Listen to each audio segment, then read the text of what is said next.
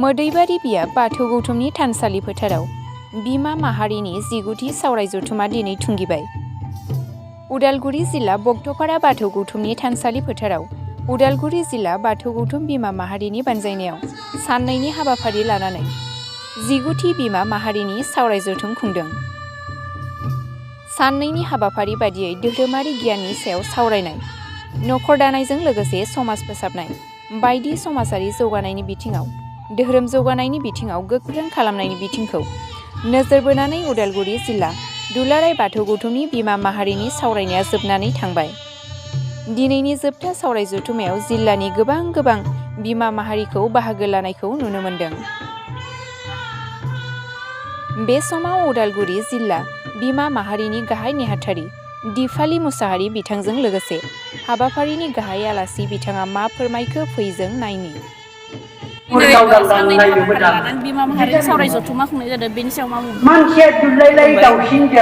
जों बे बिमा माहारि सावरायनाय जथुमाखौ जों बिमा माहारिफोरा सांग्रांथि जानांगौ। जोंनि धोरोमखौ लानानै नखर संसार जानायाव माबायदि गथ'फोरखौ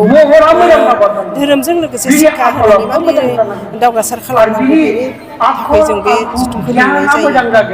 जों नुनो मोनदों जे माखासे सिबियारिफोरा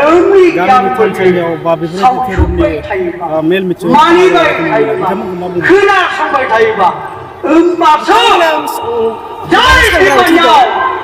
गामिनि आरो बियाबनि आरो जिल्लानि जाबायदि जों बिबानखौ सामलायनानै जों जिल्लानि बिमा माहारि सावराय मेलनि गेजेरजों बियाब आरो गामिनि माइनावफोरखौ धोरोमनि सोमोन्दै लानानै जों खुंनाय जायो। गोबां धोरोमनि गियान बा गथ'फोरनि बा जोंनि बे मुगायाव जोंनि माइनावफोरा जाबायदि थासारियाव गाज्रि थासारियाव थांदों, बे गाज्रि थासारियाव थांनायखौबो जों मोजां थासारियाव लाबोनो थाखाय बे सावरायनायखौ जों खुंनाय जायो। आथिखालनि माइनाव माहारि आरो आइजो माहारिखौ मा खावलायगोन बे समाव?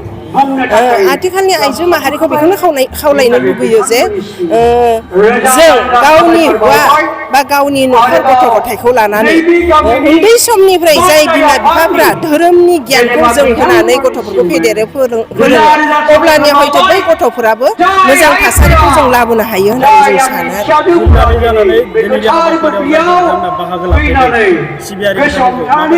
आरो। बिथांमोनखौ जोबोद जासिदों। मानो होनोब्ला दिनै जों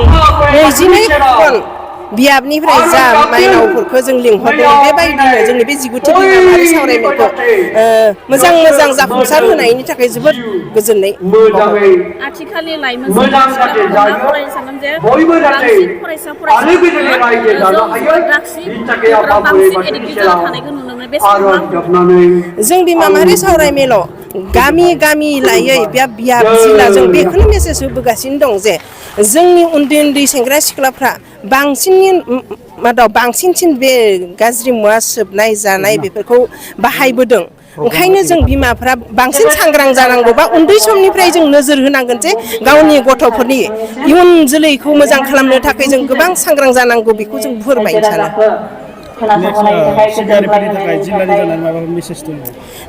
जिल्लानि जानानै आरो फैबाय थानाय जों बे 20थि बिमा माहारि सावरायमेल जागोन फैगोना, बेखौ जों भयाघाट बियाबावहा लानो सानदों। बे भकतपारा मोदैबारि बियाबाव जाबायदि जोंनि बिमा माहारि सावरायमेल सावरायनायाव 22 खन बियाबनि बिमा माहारिफोरा जेरैबायदि लैहोर फैनानै जोंनि सावरायमेलखौ मोजाङै जाफुंसार होदों, थिग बेबायदिनो फैबाय थानाय 20थि बोसोरारि सावरायमेलखौबो जाहाथे बै माइनावफोरा बेबायदिनो मोजां जाफुंसारथों होननानै आं बिमा माहारिनि सावराय जथुमानि गुबै थांखिया मा? बिमा माहारि गुबै थांखिया बेनोदि जोंनि धोरोमखौ लानानै जोंनि नखर संसार जानायावहा जे मोजाङै धोरोमनि गियान होनानै नखरखौ जौगासार होनांगौ, जोंनि बर' समाजखौ जौगासार होनांगौ, बेफोरखौनो सावरायनो थाखाय जों बे बिमा माहारि सावरायमेलखौ खुंनाय जायो। गोजोनथों। न' गंसेखौ सामलायनांगौबा मरेलिटिनि बिथिङाव जायखौ नैतिकता होनना बुङो, दा बे बिथिङाव थारमाने गोख्रों जानांगोन। आरो मोनसे नखराव जुदि मानसिफोरनि मरेलिटि माने मा आखल आखुफोरा बिसोरनि सभाब चरित्रफ्रा बे नखरनि मानसिफोरनि जुदि आखल आखुआ मोजां जायाबा, मावनाय दांनाया मोजां नङाबा, गित जाबा अट'मेटिक माने गथ'फोरा फल' खालामनो नागिरो माने न'खरानो माने सोलोंथाइनि मोनसे मैखुन जायगा नालाय खुलि नालाय बेखायनो न'खरनि मानसिफोरनि आखल आखुफोरा माने मोजां जाथारनांगोन आरो नङाबा गाज्रि मरेलिटि थानाय बा गाज्रि आखल आखुनि मोनसे न'खरनिफ्राय मोजां गथ' सोरजिनानै बिराद गोब्राब आरो बेखायनो गथ'फोर मोजां जानो नांगौब्ला बिमा माहारियानो मोजां जानो नांगौ बेनि बेलायाव मा फोरमायगोन थारमाने सासे बिमाखौ जौसे फोरोंगिरिनि समान गोहो बोलो दङ होनना बुंदों आरो दुलाराय मुलुगनि सोरजिफोरखौबो जों बांसिन नुदों जेबायदि जुनारफोरखौ बिमाफोरानो न'खरफोरखौ सामलायो थिग बेबादिनो जे जेबायदि थिरगिरि होनना बुंदों हारसाफोराबो न'खरनि बिमायानो बांसिन सम न'आव थायो आरो हौवाफोरा बांसिन बायजोआव थायो आरो गथ' गथायफोराबो बांसिन बिमाजोंनो नांथाबो आरो जिखुनु प्रब्लेमखौ बिमाजोंनो बांसिन रायज्लायनो नागिरो आरो बेखायनो बिमाया गथ' गथायखौ फोरोंनायाव गोरों गोरा खालामनायाव फेदेरनायाव मैखोम फाव लानो गोनां जायो ओंखायनो बिमाया मोजां जानायानो माने मोजांसिन गाहामसिन आरो बिमानि सायावनो बांसिन सोनारगोन आरो बेनि गेजेरजों लाइमोन सेंग्रा सिख्लाफोरखौ मा खावलायो बिनि गेजेरजों लाइमोन सेंग्रा सिख्लाफोरखौ आं खावलायो जाहाथे अनजालु अनजालि लाइमोन सेंग्रा सिख्लाफोरा बिमा बिफाफोरनि खोथाखौ मानि फोरोंगुरुनि खोथाखौ मानि आरो जेब्लासिम जोङो बिमा बिफानि बुंनायफोरखौ गियानफोरखौ मानिनानै खामानियाव बाहायनो हाया अब्लासिम जों माब्लाबाबो जौगानो हाया आरो जोङो गोबां लाइमोनफोरखौ नुदों आरो थाखोसे लाइमोनफोरखौ नुदों जे बिसोर बिमा बिफानि खोथाफोरखौ मानिया आइ आफाखौ मानिया आरो मानियैनि जाहोनाव आरो मानियालासिनो गावखौनो गोरों साननानै खामानि मावनायनि जाहोनाव गोबाङा धंसनि लामाजों आगान सुरदों आरो मोनसे न'खरखौ मोजां दानो थाखाय सासे बिमा माहारिनि गोनांथि आरो ना बिफायाबो बेवहाय मोजां जानांगौ बिफायाबो बेयाव फाव दोङो तथापि आरो बांसिन बिमाखौनो जों सानो आरो जिहेतु मा होनो पुरुष प्रधान मा होनो हौवा गाहाय जोंनि समाज नालाय बे समाजाव हौवाफोरा बांसिन बायजो थानो गोनां जायो खामानि दामानिनि थाखाय बे बेलायाव थारमाने बिबो नंगौ हौवानिबो रल दोङो हौवानिबो फाव दोङो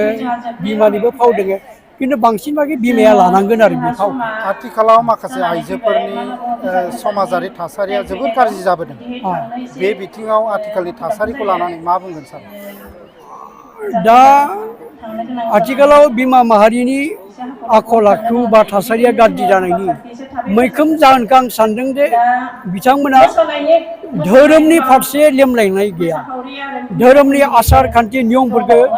बिसोर मानियाखै मानिना सोलियाखै आरो मानिनो हायाखै आरो फालिनो हायाखै आरो बेनि थाखायनो बिसोर गाज्रि लामाथिं आवगायलांदों आरो मोजांथि फैनांगौबा बिसोरो माने धोरोमनि हेफाजाब लाखानांगोन आरो धोरोम गुरुफोरजों सावरायनांगोन थानसालियाव थांनांगोन आरो आइजो माहारिया आफाद हिसाबै मा मावनांगौ दं बे बिथिङाव आइजो आफादा माने आफाद हिसाबै आइजो माहारिया गोबां खामानि मावनो हायो जिहेतु मोनसे आफाद जानांगौबा बेहा संबिजि थायो थांखि थायो आरो आइजो आफादनि दा जेबायदि माइनाव आफादनि बाथौनि बे माइनाव आफादनि थांखियानो जिहेतु धोरोम आसार खान्थि बा आइजोफोरखौ फोसाबनाय गतिके बेबायदि बिथिङाव बिथांमोना बायदिसिना बेबायदि सेमिनार लानानै बायदिसिना गामि गामि सांग्रांथि मेलफोर लानानै आरो बेबायदिनो सावरायनाय मेल लानानै जोङो खामानि मावनांगोन जेरावखि थाया मानो जों